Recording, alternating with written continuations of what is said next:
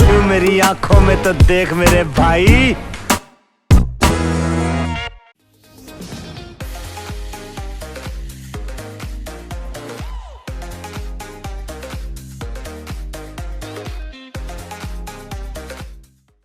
One of the worst takes that I've seen, especially when people do a piece on a series like Class, is to present to the Indian public this shocked and ignorant notion that the debauchery of the filthy rich and our own metropolitans does not exist. The case of first world problems for those who are in ivory towers, abundantly wealthy but absolutely hollow with respect to love and affection for their own, and that void being filled through drug abuse, alcohol, and excess of any vice is seen through this fictional lens, as if it only exists on a window on Netflix. This is plain ignorance in my opinion. This black and white perception that the reality is only restricted to the world of TVF and the likes of Flames and Kota Factory is convenient on social media, and for those who don't want to understand or even acknowledge the sad reality of a generation that is inundated with excess, from the people that they can date, the drugs and alcohol that they can consume, and the clubs that they can enter, this portrayal of the rich and wealthy of South Delhi, in this case of Class, exactly the people I have grown up around by the way, is no way far-fetched. And this is the note that I wanted to start with as I talk about the official remake of Elite, a very popular and provocative Spanish show which is Class, directed by Ashim Ahluwalia, and that has recently released on Netflix.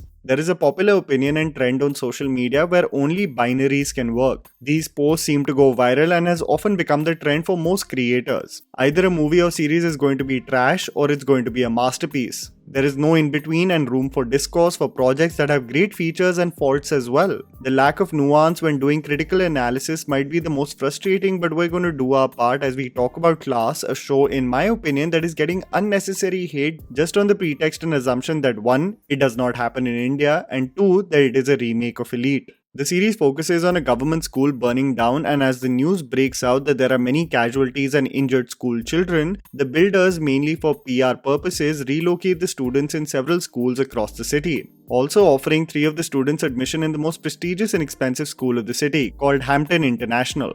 A murder takes place just a few months after their admission. The screenplay, presented in a non-chronological format, goes back and forth between the investigation and the several events that followed up as the students assimilated, were in conflict, and eventually got into trouble. The commentary of class, religion, and status becoming the main backdrop of the series as a generation with raging hormones have every distraction possible, making their lives momentarily eventful only for doom to loom right around the corner. I'll discuss several points with you, both good and bad, so that we can eventually have a holistic idea of how this season shaped up for me. So let's get to it.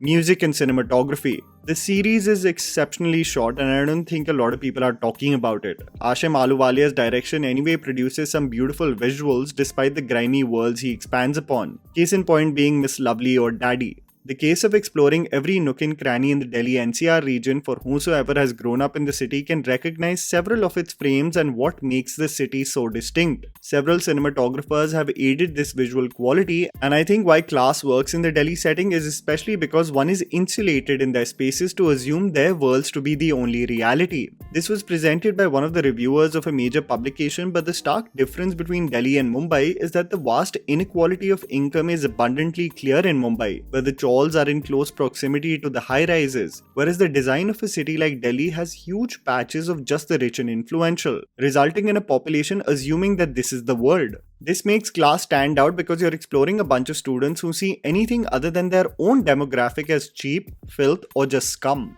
This makes the commentary on class, religion, and their biases even more convincing. As the rich meet the less privileged, their paths intercross with one another, so you visit the narrow lanes of Paharganj and then shift to the mansions of Malcha Marg, as one would assume, as the visual grammar works really well for this series. The entire narrative is also assisted with exceptional music that I would highly recommend you explore. The music composed by Aditya and Nayantara Bhatkal is the right indie space that the demographic represents. The sounds being not too commercial to sound corny and yet having the grunge that India represents. Khidki and Girta Sambhalta are my personal favorites, and I would highly recommend you listen to some of the scores as well, which will open the gates for you to explore some independent music. It almost acted as a gateway for me, like finishing Euphoria and exploring the discography of Labyrinth. Trust me, you won't regret it. Now, beyond the technical aspects, let's get to something that the series got wrong.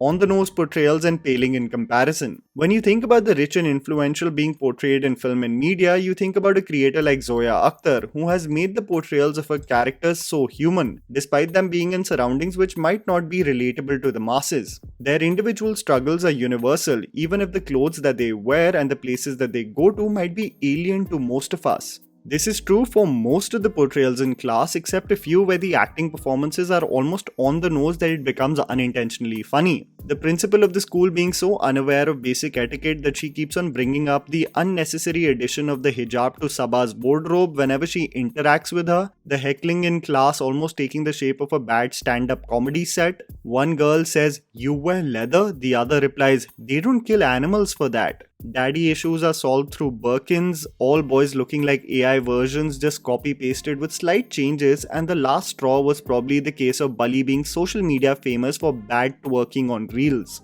The one subplot, however, that just didn't work for me because it wasn't as unhinged and demonic as Elite was the threesome cuckold situation that unfolds with the character of Koel and Sharan, basically playing Carla and Polo. Esther Exposito as Carla brought such a deranged quality that her portrayal of the privileged brat, this feature of using her sexuality to get everything she wanted, worked wonders for that show. This in Class is slightly unconvincing. It's extremely performative versus letting the audience believe it's a product of privilege and bad parenting. Khwayal Singh as Bully still stands out in the dynamic, absolutely nailing the street smart wheeler-dealer perfectly, but the dynamic isn't as crazy and immersive as it should have been. As Delhi as it gets and a talented cast. For anyone who has grown up in the Delhi NCR region and especially in one of the privileged South Delhi schools, there are several moments that hit the nail on the head in making these characters people you all grew up with. The privilege reeks through the screen as clear as stepping in South Delhi. You've got chauffeur-driven cars to One Horizon in Gurgaon transformed to Hampton International. The "tu janta nahi mera baap kaun hai" energy is palpable in every frame. A worn-down house is shown to Suhani and she reacts by saying, "Oh my god, so much mood." Locations like Imperial Hotel, Kiddy Zoo, Lajpat Nagar and Emporio are dropped so that one becomes aware of the stark class differences between the new students and those who were already there in Hampton International. The pearly gates of Gymkhana and dropping where one comes from might be over the top for most, but trust me when I say this, these people do exist, and yes, these things do happen.